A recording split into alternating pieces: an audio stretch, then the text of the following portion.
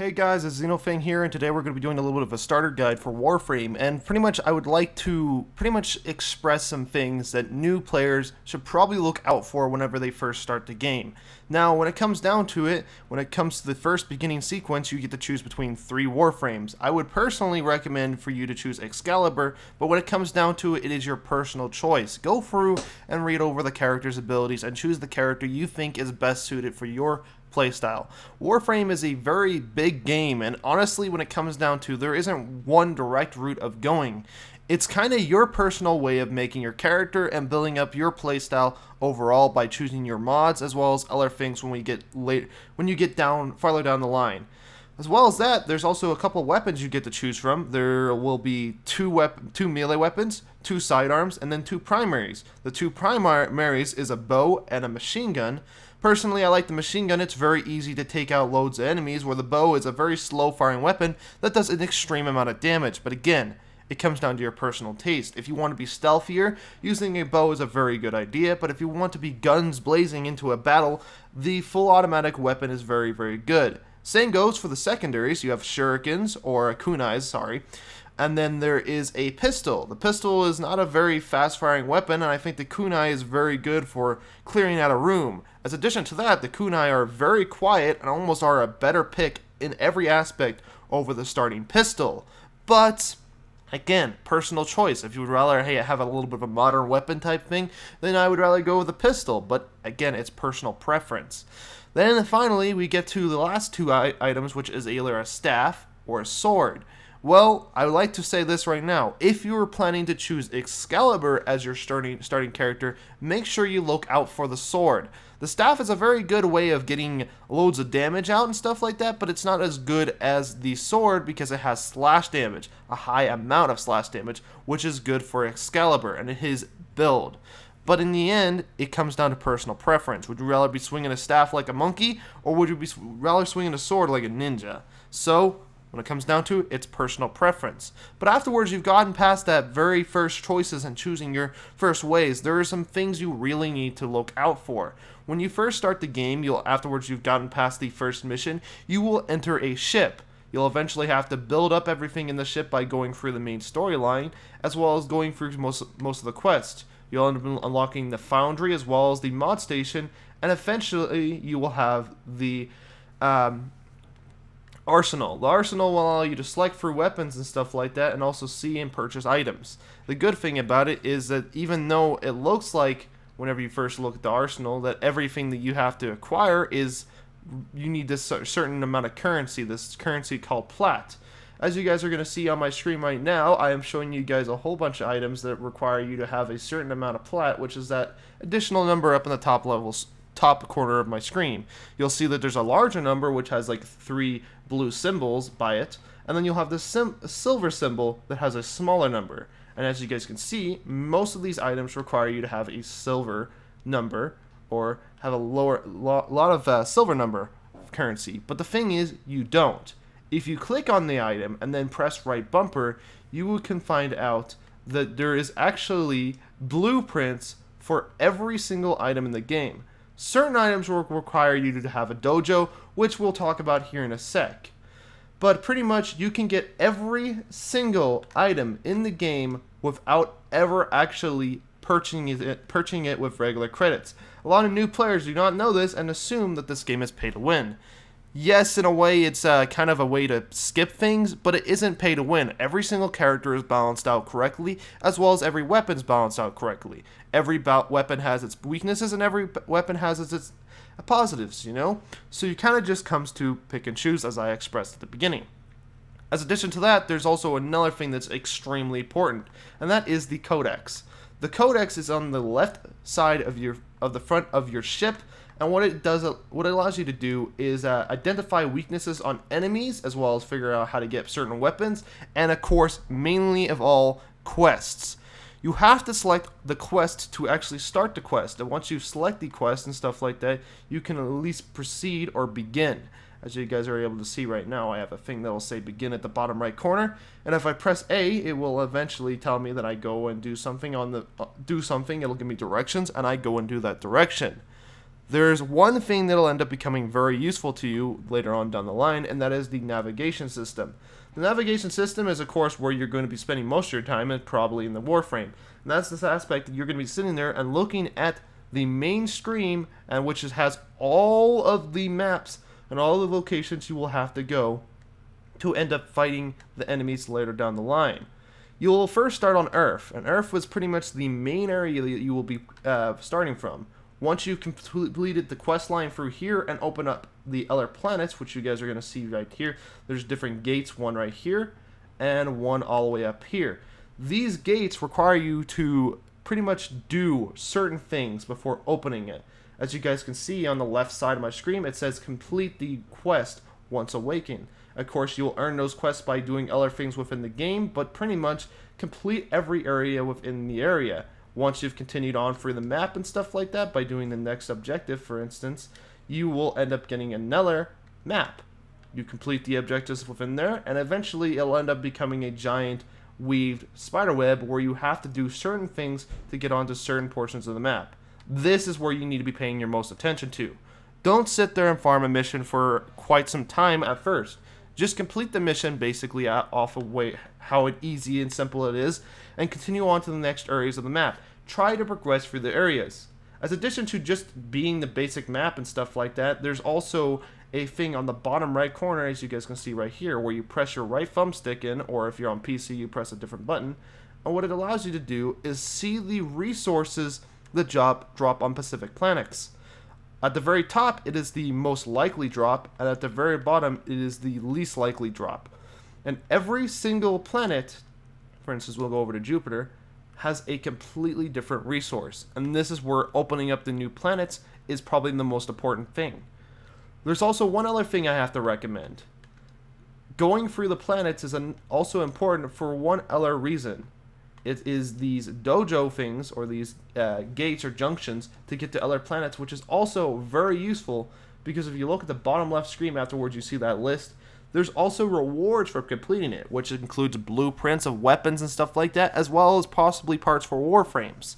So, go through your main map. Complete these things. And also at the very top of the navigator, you'll see that there's this giant bar. You will not have all these icons at first, but you will have a couple of them. You'll probably have alerts, which is this one right here, which allows you to get certain resources as well as other things. This will become very important later down the line. And then the quest line. If you pretty much focus on the quest and you continue through it, it will allow you to do missions that require you to do within the codex. The codex allows you to select the mission you want to do, and then you continue on through the navigator. And this is where it's most important. Do the quest through the navigator. Do everything by the navigator. It is super easy and makes it a lot helpfuler for you. Later on down the line, you will eventually choose a syndicate, which requires you to be Master Rank 3. Master Rank is another big topic that we need to pay attention to. What they are is pretty much a ranking system that you'll see underneath my name right now. It'll have this little blue bar and an additional number 7. I am Master Rank 7. That means I've completed 7 challenges. 7 challenges that require me to have a certain amount of mastery rank. That blue bar in the bottom of my thing is based around how many weapons and items you level up. So the more weapons and more items you get, and the more things you level up, the more mastery rank you will earn, and allows you to unlock more weapons, and of course, other things down the line. You have to be mastery rank 3 in order to get a syndicate. Once you've made it to mastery rank 3, you can choose a syndicate. Again, it comes down to personal references, but I chose Steel Meridian, and which allows me to become alliance with Red Veil. Now the thing is, every single one of these factions will end up being enemies with one or another. As we can see right here, this faction is enemies with Red Veil on the very right. But as addition to that, it is also it's also not exactly allied with the one underneath of that, and then again you can see at the very bottom what is exactly allied. So what ends up happening is whenever you start earning rep for this faction, you will end up losing rep for the other factions which it's not allied with. And that's what we got here. As you can see, there's some blue numbers, and then there's some reddish numbers. That means that I'm negative for these factions, but I'm positive for these other 2 factions. And as you can see, you have to end up choosing. You will not end up not be able to end up getting all of these unless you put an extreme amount of time to earn all the rep back, which will take you a very long time. So just make sure you choose factions very, very lightly. If you do choose Steel Meridian and Red Veil, though, you'll actually end up having 3 factions because this faction right here doesn't actually end up losing so much rep. So it's very easy to get the rep back and continue on with leveling all 3 of those factions. Or with one of these other 2, such as New Lycan, will end up having you not have 3 factions for free, but have only 2. So just make sure you choose your choices very, very wisely. Alright, well, let's get back to the dojo. So, as I explained earlier, that the dojo requires you need to have the dojo in order to get certain blueprints for certain characters and stuff, and certain weapons. Well, pretty much a dojo requires you to be part of a clan. Now, there's multiple ways of getting into a clan. There's the messenger bar, or you can just hopefully get lucky enough to get an invite.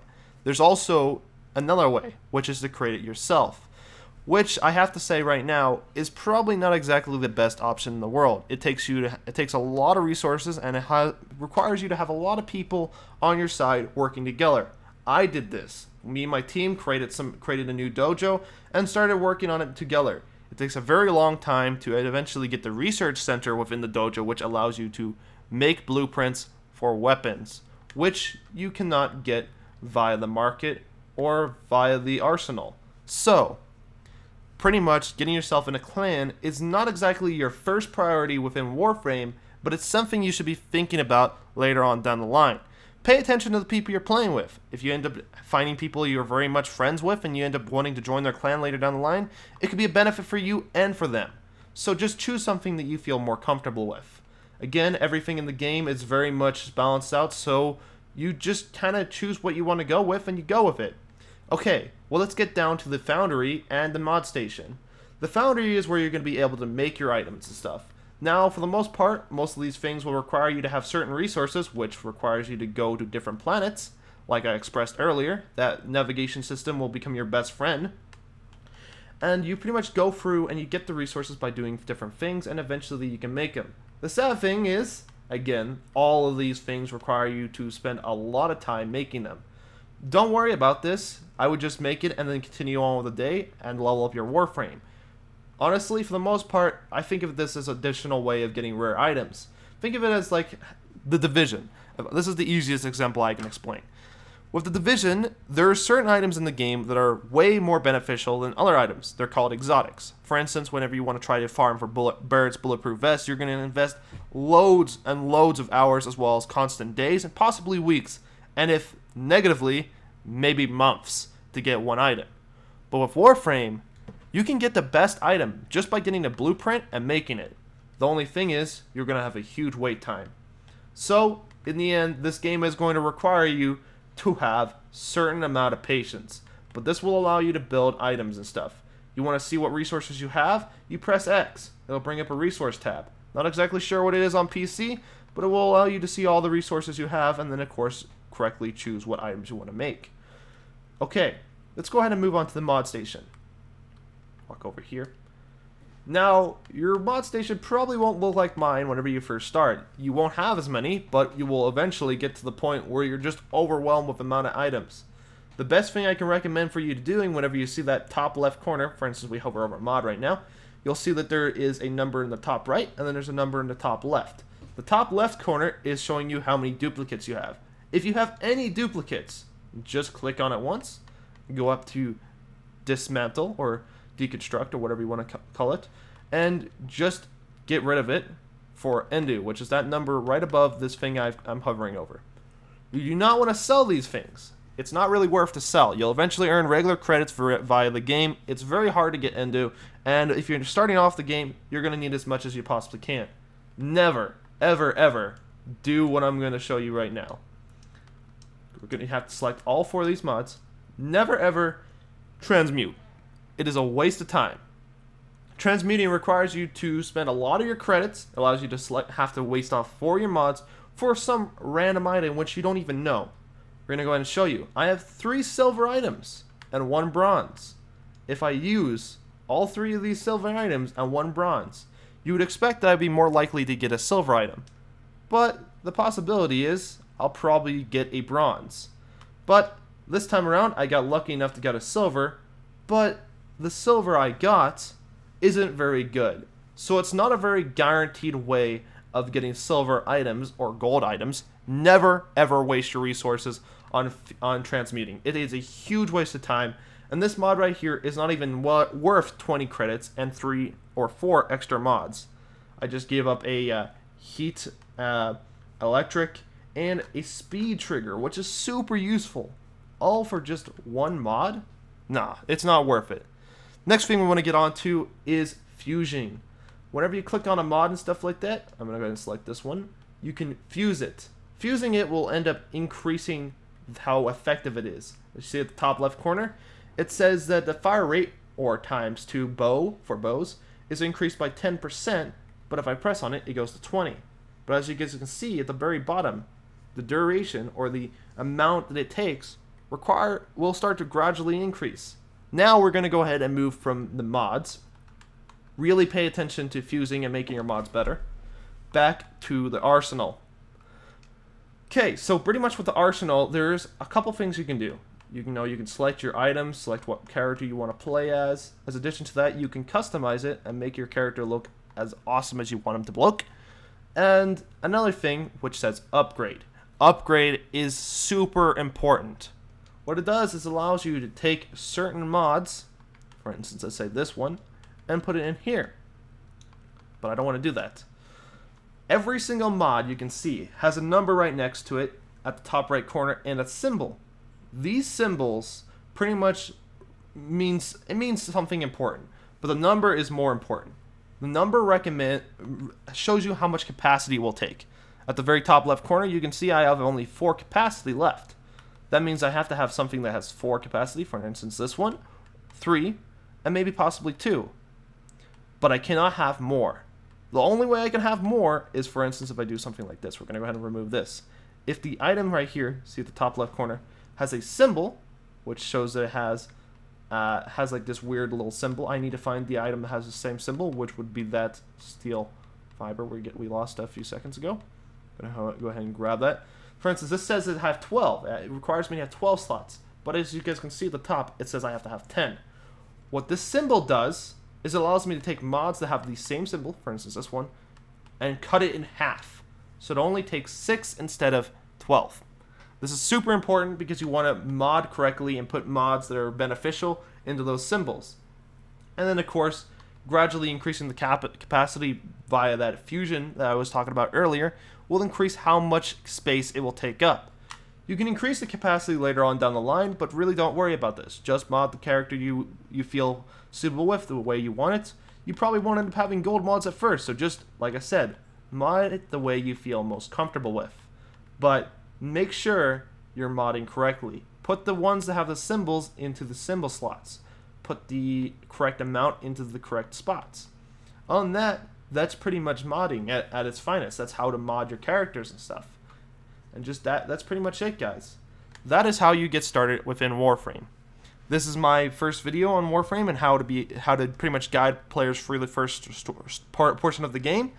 Sorry if I kind of stuttered through any of this. I'm kind of new to just kind of going through and actually making a guide on a game like Warframe, and also I did this all in one take.